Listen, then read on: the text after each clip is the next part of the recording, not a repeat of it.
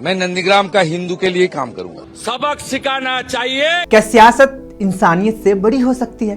BJP MLA Suvendu अधिकारी के बयान ने एक नई बहस छेड़ दी है। मुसलमानों को सबक सिखाना है। भारत के मुसलमानों को वही सबक सिखाना चाहिए जो इजराइल ने गजा में सिखाया है। यह अल्फाज एक बयान नहीं, यह दिलों में नफरत, तकसीम और बेचैनी पैदा करती है। जब एक मुंतखब नुमाइंदा ये कहता है मैं सिर्फ हिंदू के लिए ही काम करूंगा, तो ये सिर्फ एक कम्युनिटी का मसला नहीं रहता, ये जमहूरियत के बुनियादी उसूलों पर भी सवाल बन जाता है।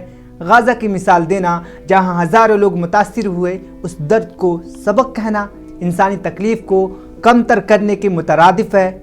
लेकिन क्या नफरत का जवाब नफरत हो सकता है? या हमें वो रास्ता चुनना चाहिए जो इंसाफ, बिरादरी और इंसानियत की बात करे? ये वक्त है आवाज़ उठाने का, मगर अमन के साथ, दलील के साथ, क्योंकि हिंदुस्तान की असल ताकत उसकी तनों में यकजहती है। क्योंकि अगर सियासत हमें बांटे तो इंसानियत को हमें जोड़ना होगा।